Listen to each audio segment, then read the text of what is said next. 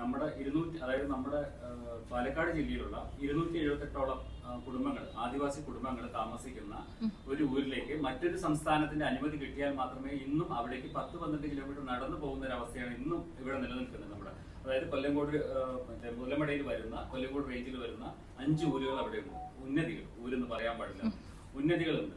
അവിടെ ആയി ബന്ധപ്പെടുത്തി അവർ തന്നെ വഴിവെട്ടിയ 2014 മുതൽ വഴിവെട്ടുകയും അവര്, അതായത് കാല് പിടിച്ചിട്ട് ഒരു സമരം ഉണ്ടായത് ശ്രദ്ധിച്ചിട്ടുണ്ടാവുമെന്ന് വിചാരിക്കുന്നു. എന്നിട്ടൊക്കെയാണ് മുഖ്യമന്ത്രിക്ക് ഇടപെട്ടിട്ടാണ് ആ പ്രൊജക്ട് അവർ തന്നെ ചെയ്തു വരികയായിരുന്നു. പക്ഷെ ഇപ്പം അത് പൊളിറ്റിക്സ് അതിനകത്ത് കളിച്ചുകൊണ്ട് അവർക്ക് അവിടെ കയറി പോകാൻ പറ്റുന്ന രീതിയിലുള്ള തൊഴിലുറപ്പ് പദ്ധതികളുടെയും അതുപോലെ തന്നെ നടക്കുന്നില്ല എന്നുള്ളത് വളരെയധികം ഈ ഇടയ്ക്കും സമരം നടന്നുകൊണ്ടിരിക്കുന്നുണ്ട്.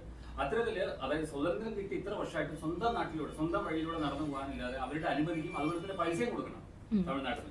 എന്നാൽ മാത്രം അവരുടെ വീടുകളിലേക്ക് ഇന്ന് 700-750ഓളം ആൾക്കാർക്ക് വീട് സഞ്ചരിക്കാൻ പറ്റുന്ന ഒരു അവസ്ഥ പാലക്കാട് ജില്ലയിൽ ഉണ്ട്. ആ വിഷയത്തിൽ ഒന്ന് ഇടപെടാനും ശ്രമിക്കാനും എന്നുള്ള റിക്വസ്റ്റ് ആണ് ഇവിടെ നമുക്ക്. തീർച്ചയായിട്ടും ഞാൻ ഈ വിഷയത്തിൽ ഞാൻ വളരെ ഓണസ്റ്റ് ആയിട്ട് പറയണമല്ലോ, ഈ വിഷയം ഞാൻ ഇന്നാണ് അറിയുന്നത്.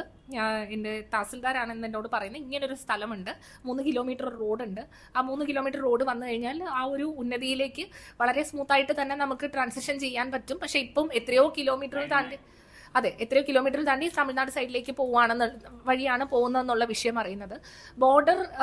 നമ്മൾ ബോർഡർ നോക്കുമ്പോഴത്തേക്ക് പലയിടത്തും ഇത്തരത്തിലുള്ള ചെറിയ ചെറിയ പ്രശ്നങ്ങളുണ്ട്.